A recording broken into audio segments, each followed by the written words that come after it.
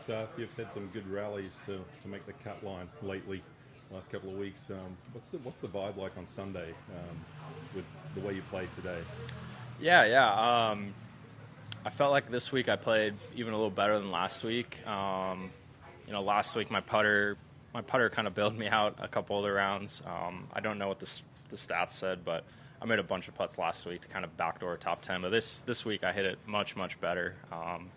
The second day was really the only day where I hit a lot of bad iron shots. First day the driver was a little off, but the last 2 days really struck it well. Even yesterday shooting one over, a lot of positive signs, drove it great. Iron game felt good, so I wasn't deterred by yesterday's round at all. And yeah, just kind of bled into today. I hit it great, and the difference today was just I made some of those putts that I didn't make yesterday. So it was awesome to get it rolling. This place is so hard. This is as easy as it plays, and it's still a difficult golf course, and it's a grind. So I was really happy with the way today went. You snuck up into that Aon Swing 5 right now, right on the cuts line. One more tournament to go before the cut-off. What would it mean for you to access those next two tournaments in California? Yeah. I mean, even to get into next week, super thankful for the sponsor invite. I know there's a couple other guys that were in the running for that. So just one more week to try and kind of cement myself in that top 5 and play my way into the first 2. That was kind of the goal this year, was to play my way into the elevateds and try and get into the majors one way or another. So yeah, to have a start like this is definitely incredible, and I love that golf course next week. So just excited to be there, and yeah, it's great. I mean, my game feels good, and it's starting on the West Coast is such a blessing for me with all my family and friends out here, and yeah, I just feel so comfortable and kind of welcome back to the stage after last year just struggling with my body. Making your 100th cut on tour this week, what's that milestone mean to you? Yeah, it's a lot. It really snuck up on me. I genuinely had no idea. Carl didn't have an idea either, and yeah, it's crazy how quickly that happened. It feels like it's still my second or third year on tour. It just goes by so fast. I feel like you're at Sony, and then the next week you're in the playoffs, and it's felt like that every year so far. So it's cool. Like I was saying earlier, it's such a grind out here, but I'm living the dream. But it is a grind. It's nice to celebrate the little accomplishments along the way. You take so many beatings in this game. I mean, you never win unless you're Scotty, but you pretty much lose every week. So to try and celebrate the good stuff is great. So it's a cool week to get to 100. Last one for me. You obviously were aware of the shirts. Were you aware of them before they came out here and you saw them, or no, was that a surprise? Yeah, it was a total surprise. I don't remember the exact story actually, but my dad tried to get a hold of Juju like 20 minutes before the round, so I think they put it together pretty last minute. But yeah, I had no idea. It was a surprise, and I love that. They've walked a lot now, so anything to keep them fresh and kind of another reason to celebrate is great. They always keep it exciting, which I really appreciate. Did they give you one? I actually didn't get one, no. I don't know if I want a shirt with my own face on it. But when did you find out that you were in next week's field? Yeah, I found out officially. I got the call from Chance and Jason. I think it was Thursday. It was either Wednesday or Thursday. It might have been Wednesday. And then officially in the field when the field was set Friday at 5 p.m. or whatever it is. So I really didn't know till this week. I knew I had a decent chance just because I know it's really important to start the week or the year off well. They want guys that are, in good form and put on a show for them. And, just a huge thanks to them. Again, they gave me a spot in 2022, and that it really jump-started my career that week in 2022 and jump-started Scotty's as well. I let him have that one to start his historic run. But, yeah, just glad to be back there and, yeah, hopefully take advantage of that again. Is that normal that you don't find out until for a sponsor's exemption until a few days before, or sometimes do you know days, weeks ahead? It's pretty hit or miss. This was obviously my first one in a while, but just depends on the circumstance. I feel like fresh out of college, I got 3 invites right out of college in the summer, and I knew pretty early on that I was getting those invites. But I think it's really tough with a tournament like Waste. There's only you throw Charlie in there. There's only 2 actual sponsor invites for the week, so it gets tight, and I totally understand them waiting to give out the invite, especially because we're already on the West Coast, so it's not a big deal logistically to get there. I take that back. I actually got a sponsor invite to Japan in the fall, and that one was also found out maybe a week before. But I kind of preemptively planned for that one, but still, yeah, it's just hit or miss. It's tough. It's tough to narrow down who to give the sponsor invites to. So as players, I just reach out, say if I can help the event in any way, and it's a blessing. It's definitely an opportunity. I never take it for granted. So, yeah, it's tough. It's especially these signature events that are coming up. I'm not envious of the committee or tournament directors to try and weed out who to pick, because there's a lot of great players that are not in those fields. Just last one. You talked about how you're feeling healthy this year after playing a couple of straight weeks. You talked about what a grind it is. Yeah. This is obviously not an easy course, and it's to get around. How's your body now? Yeah, my body feels incredible. Really, really good. Better than I thought I would, and I was pretty positive. I was pretty bullish on my body before the season, but now even more so. A lot of it is just daily routine recovery stuff. I mean, you look at Rosie, he's the king of recovery, and just implemented that more into what I'm doing. Not a bunch of more stretching, a lot of recovery stuff.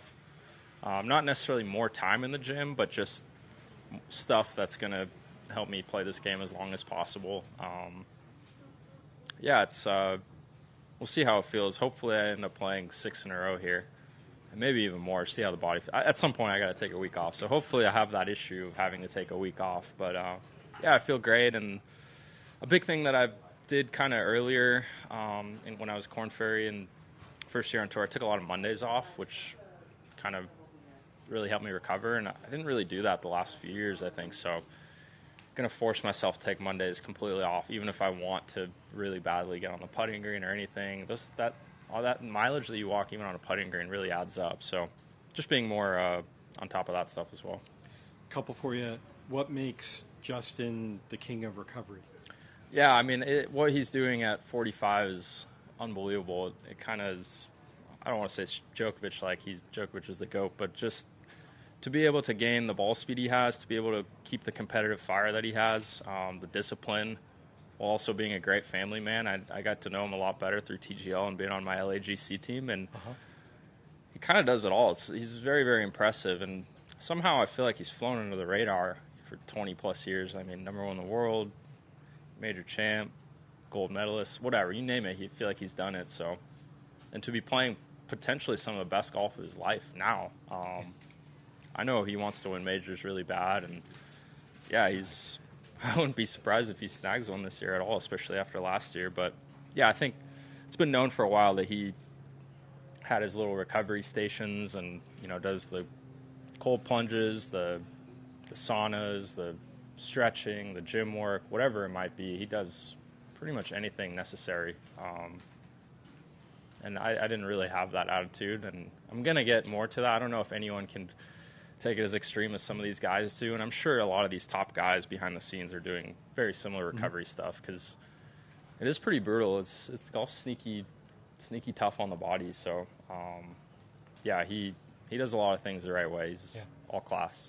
Thank you. And then how many family members were out this week, would you say? Yeah, it wasn't definitely wasn't the most I've ever had. I actually don't know. I try to avoid looking at them too much to not rile them up too much. But yeah, there's definitely a good crowd. I could hear them. Obviously, I hear my dad. I'd say there's probably 2 or 3 uncles, and then some good family friends.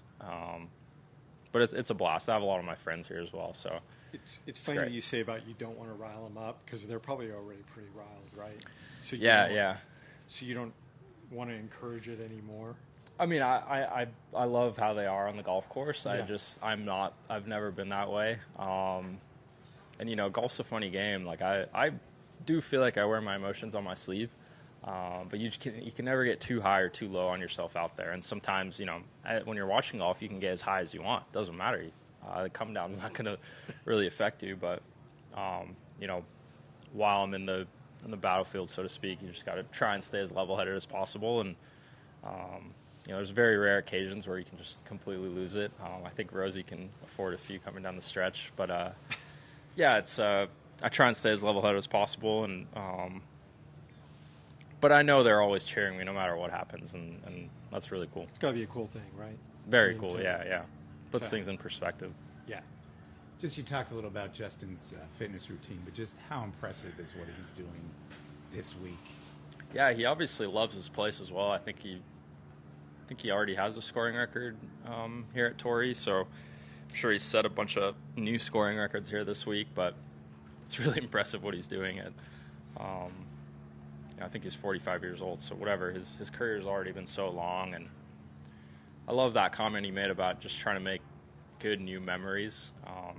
It's got to be taxing to be doing it for that long and kind of finding like his why again. And I know his kids are a little bit older, and yeah, he's just got such a great perspective about it. And I don't know if anyone works harder. So it's pretty cool to see it coming to fruition. Just seeing some of the stuff he does behind the scenes, and it's incredibly impressive. This is a big track. Again, he's gained distance to start this year, it seems like, and just seems so dedicated to the grind again. So just one more from me. You were talking about sponsor exemptions next week, and if I recall right, in your rookie year, it was here, I think, that Waste Management travelled to this tournament to give you your first. Yeah. How surprising was that when you came out of the scoring? That was awesome. Yeah, I found out the schedule was a little different that time, so Pebble was in between here and Waste that year, so they gave me a week heads up. But I genuinely didn't have an idea that it was coming.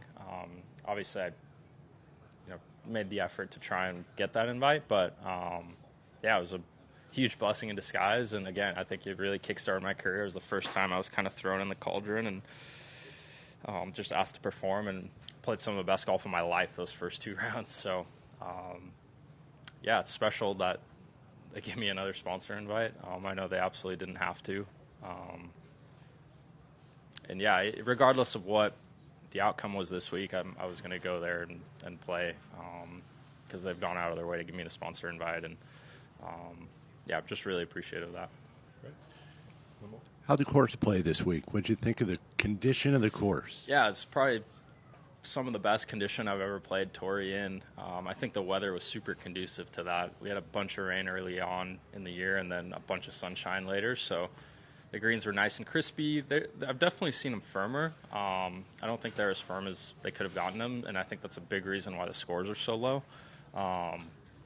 It's so rare that you get sunny, warm days at Torrey with no wind, so it's just a green light special for everyone. That being said, this golf course is still very difficult, even with no difficult conditions. So I thought it was awesome.